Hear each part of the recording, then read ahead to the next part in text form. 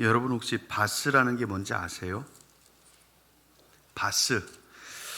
저는 영어의 BATH, 베스를 생각하고 목욕이라고 알아들었습니다. 그런데 이게 위생 용어가 아니라 요리 용어랍니다. 얼마 전에 흑백 요리사라는 프로그램이 굉장히 유행을 했대요.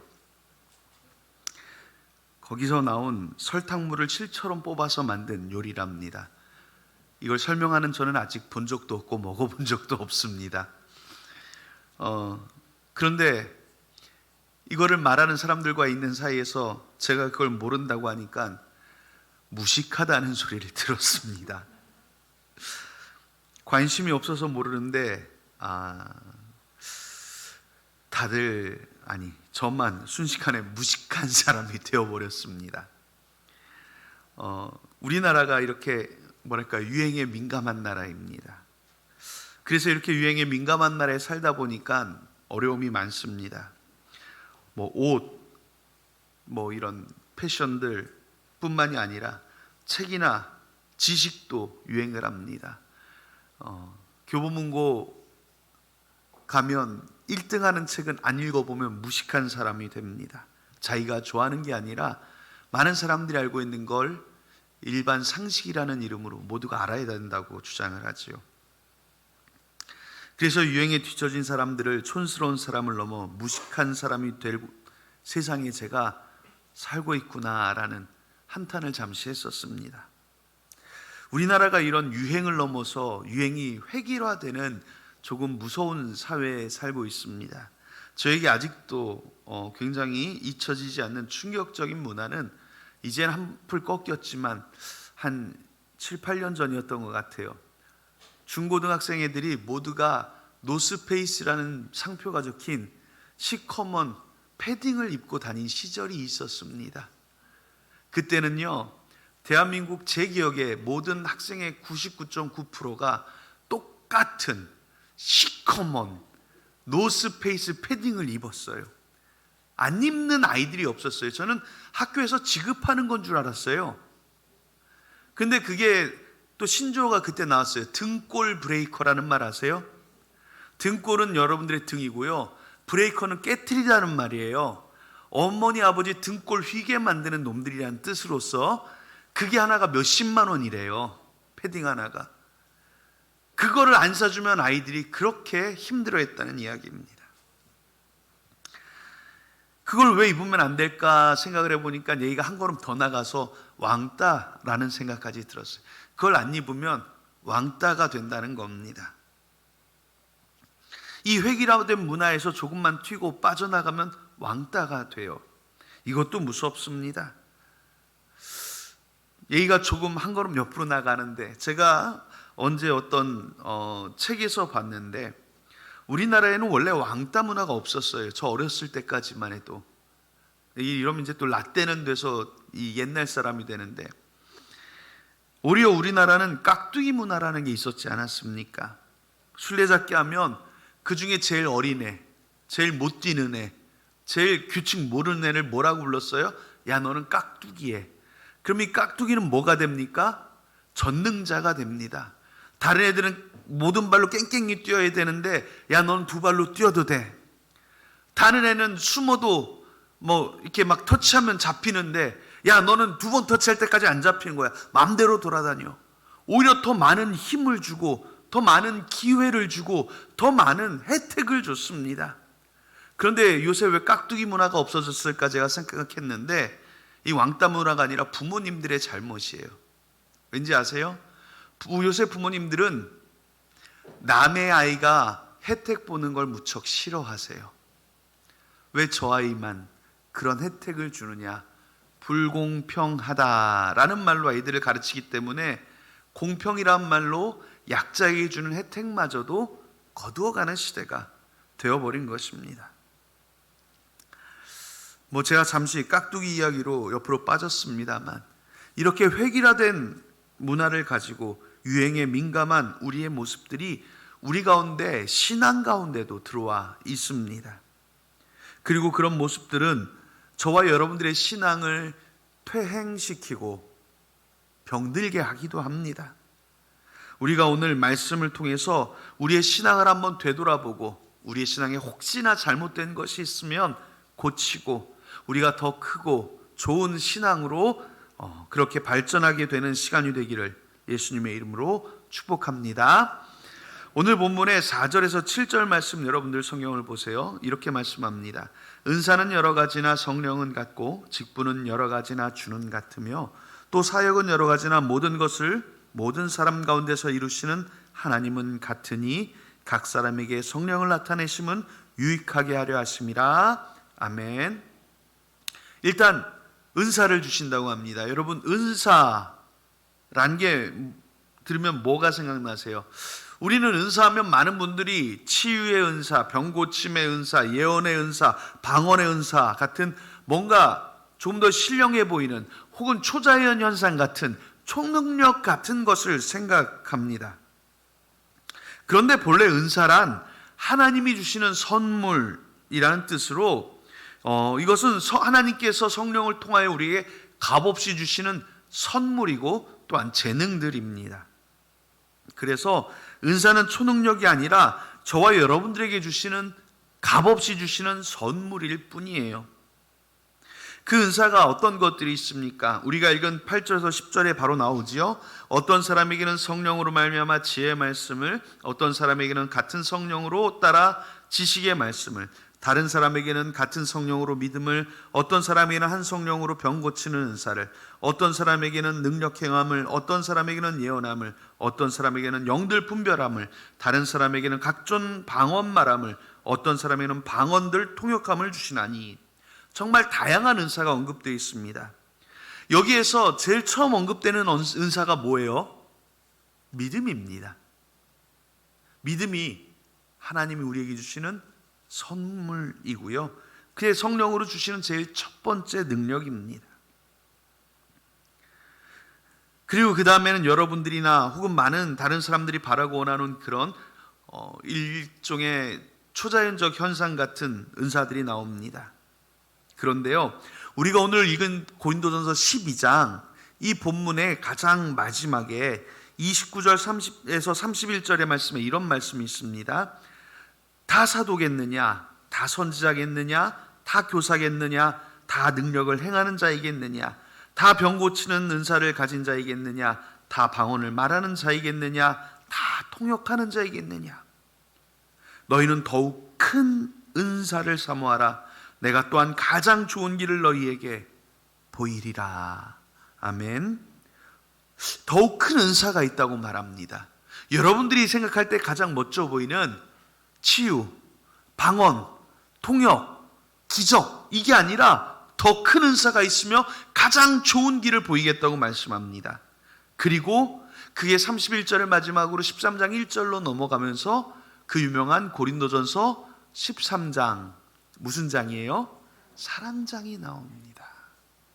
그리고 13장의 가장 중요한 말 뭐예요? 그 중에 제일은 사랑이라 하며 결론은 사랑도 뭐예요? 은사입니다. 하나님은 우리에게 사랑의 은사가 가장 큰 은사라고 우리에게 알려주십니다. 그런데도 성경은 분명히 이렇게 말하는데도 많은 성도들은 아직도 누가 병 고치는 은사가 있다면 그분이 대단한 목사님, 대단한 장로님, 대단한 권사님이라고 생각하며 두 손 들고 열광하며 쫓아갑니다. 누가 예언을 한다고 그러면 거기 가서 앞에 줄 서서 기다립니다. 대단한 능력자가 나타난 것처럼 추종하기도 합니다. 우리가 성경을 제대로 보지 않았습니다. 잘 이해하지 못하고 있는 것입니다. 이 세상적 가치관을 가지고 판단하기에 무엇보다 그런 초능력 같은 것을 따라가며 그것을 받고 싶어하고 흠모하고 갈급한 모습들을 갖게 된 것입니다. 다시 한번 성경 아까 읽어드린 29절 30절 말씀 기억하세요. 다 사도겠느냐? 다 선지자겠느냐? 다 교사겠느냐? 다 능력을 행하는 자이겠느냐? 아니라는 것입니다. 이런 은사만 은사냐? 아니라는 것입니다. 우리는 모두가 축복받기를 원합니다. 그러면 우리가 받은 은사, 우리가 받은 축복이 무엇이겠습니까? 우리가 읽은 첫 번째, 다시 본문으로 4절 말씀으로 돌아가서 처음에 읽어드렸던 그 말씀을 다시 읽습니다. 잘 들어보세요. 은사는 여러 가지나 성령은 같고 직분은 여러 가지나 주는 같으며 또 사역은 같으나 사역은 여러 가지나 모든 것을 모든 사람 가운데 이루시는 하나님은 같으니 각 사람에게 성령을 나타내심은 유익하게 하려 함이라. 은사는 여러 가지라고 합니다. 그런데 이 은사를 주신 누가 같아요? 성령이 같아요. 직분은 여러 가지나 이 직분을 주신 예수님은 같고요. 사역은 여러 가지나 이것을 주신 하나님은 같습니다. 이게 무슨 말입니까? 여러분들에게 모든 것을 주신 하나님, 성삼위일체 하나님을 기억하라는 거예요. 여러분들 물건 사면 물건 뒤에 이런 게 써 있어요. Made in Korea. 그렇죠? 많이들 보시죠? 그래서 사람들이 물건을 사면서 봅니다. 제가 대학원 때 인도에서 온 인도에도 크리스찬들이 한 3천만 명 있어요. 인도에서 온 우리로 치면 이렇게 총회장님 같은 분을 우리나라에 오셔서 제가 한 3일 통역을 하면서 이렇게 가이드를 했던 적이 있는데, 인사동 가서 한국 기념품을 사가시려고 저랑 같이 갔어요.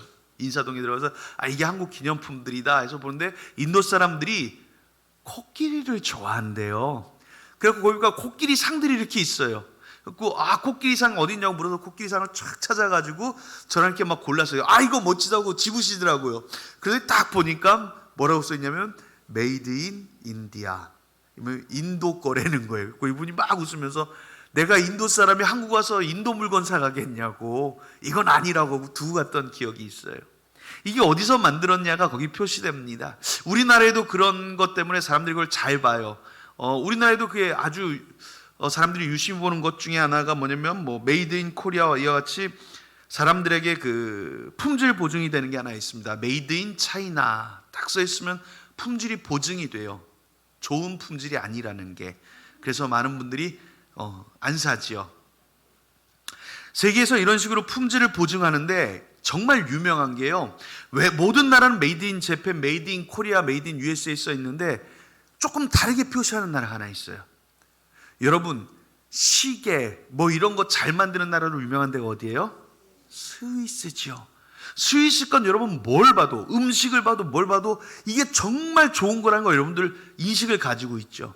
그래서 스위스 사람들은 메이드 인 스위스라고 쓰지 않아요. 뭐라고 쓰시는지 아세요? 스위스 메이드라고 써요. 메이드 인 코리아는 한국에서 만들었다는 거거든요. 근데 스위스 메이드는 뭐예요? 스위스가 만들었습니다. 이 자기들의 자부심이에요. 이건 스위스가 만들었다라는 거예요. 스위스가 나의 상표지요. 엄청난 자부심이 느껴집니다. 여러분은요, 하나님의 자부심이에요. 누가 만드셨어요? 하나님이 만드셨어요. 그래서 우리는 메이드 인 헤븐이 아니라 지저스 메이드예요. 갓 메이드예요. 하나님이 만드신 게 우리예요. 예수님이 만드신 게 우리예요.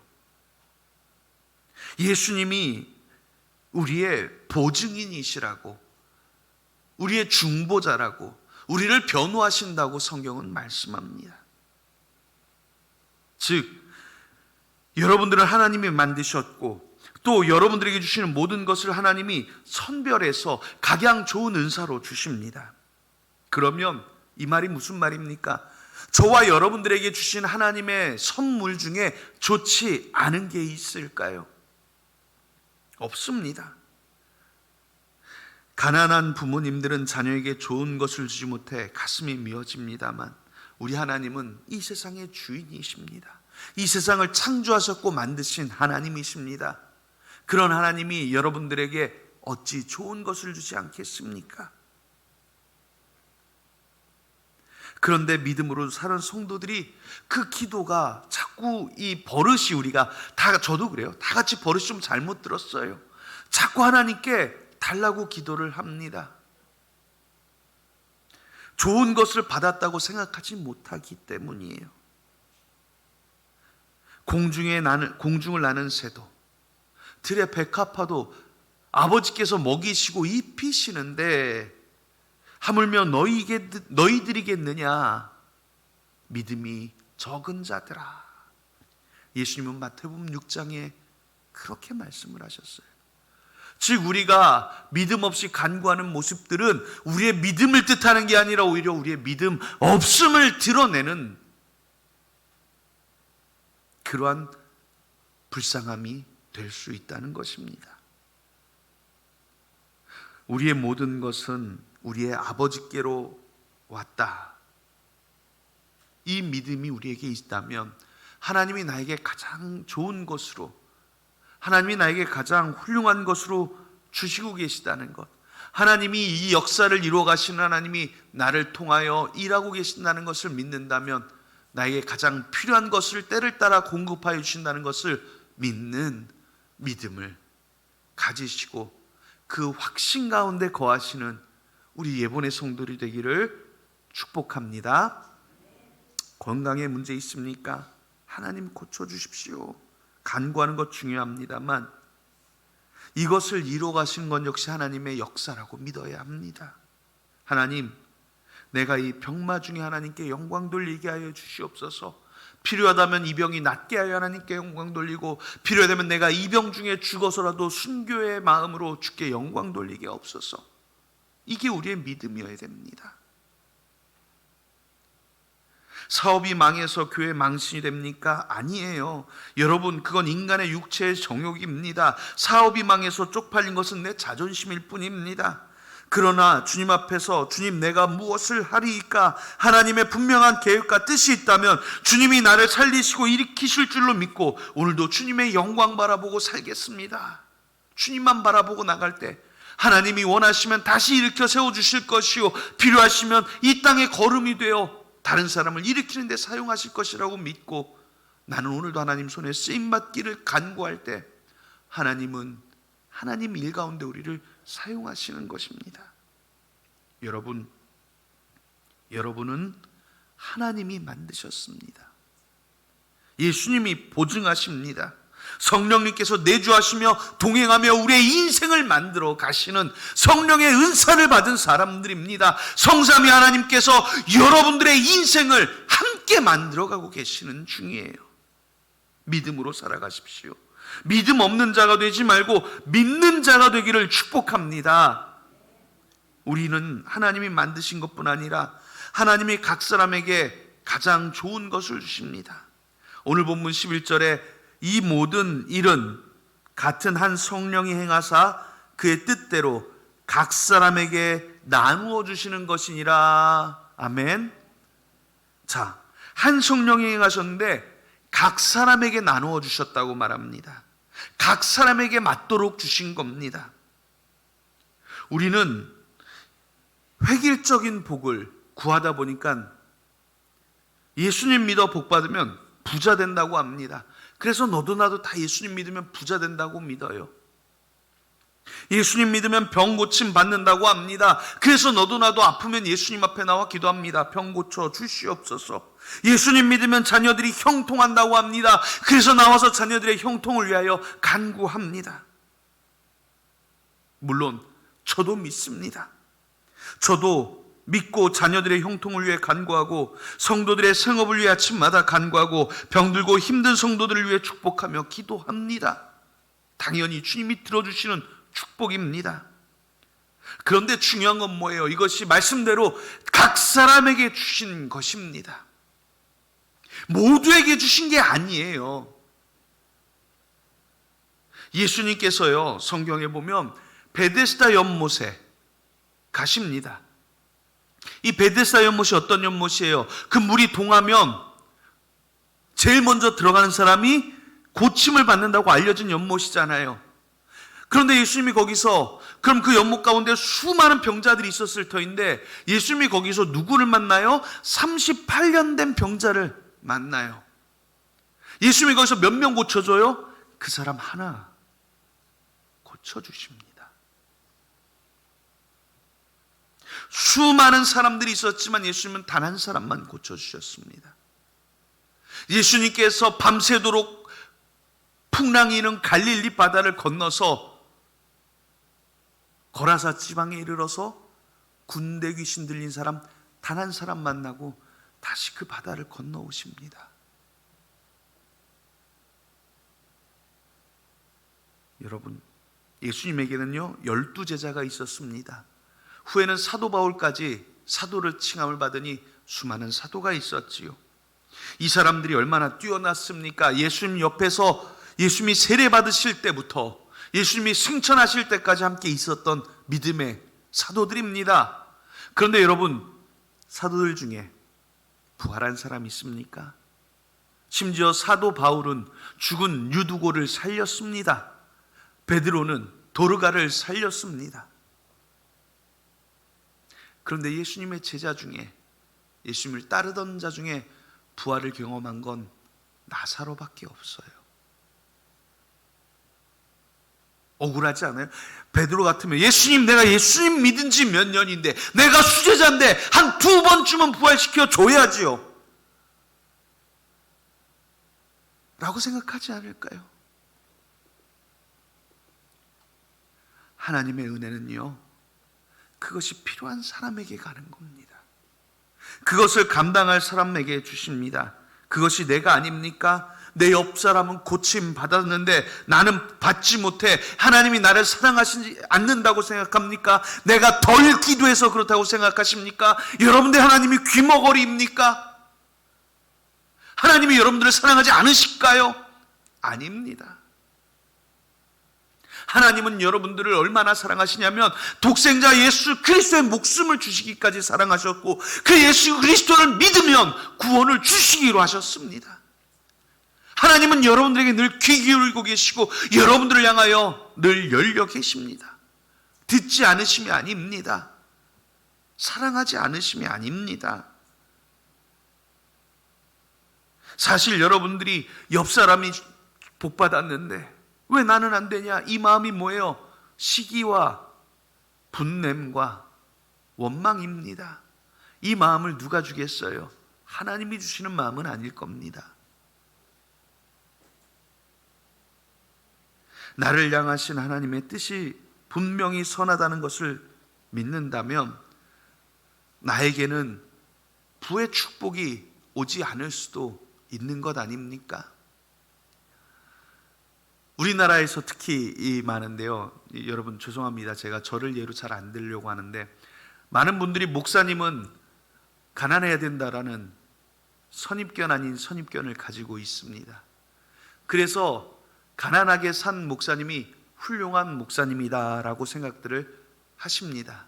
저도 부자로 사는 것이 죄라고 생각하지는 않지만 가난하다는 건 청렴하니까 나쁘진 않다고 생각을 하고는 있습니다. 그러면 목사님들은 다 부에 대한 욕심을 내려놓았다고 보셔야 하는 것 아닙니까? 목사들이 부자가 안 되는데 성도들만 부자 되면, 하나님이 모든 사람에게 부를 주신다고 약속하시면 목사들은 하나님께 버림받은 겁니까? 아니잖아요. 모든 사람이 그러는 것 아니에요. 사도 바울은요, 육체에 가시가 있었어요. 이것이 내게 떠나가기를 주께 몇 번 간구했대요? 3번이나 간구했대요.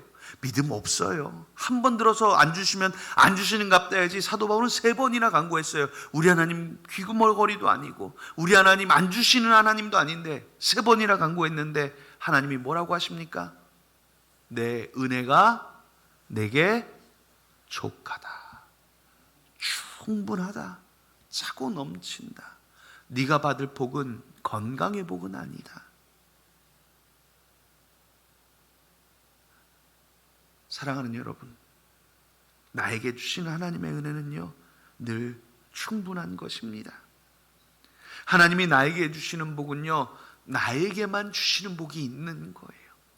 그것이 옆 사람처럼 부자가 되는 것이 아닐지라도, 그것이 옆 사람처럼 병고침이 아닐지라도, 그것이 죄송합니다 옆 사람처럼 자녀 형통이 아닐지라도 하나님은 분명 나에게 가장 좋은 것을 주시는 하나님이신 줄로 믿으시기 바랍니다.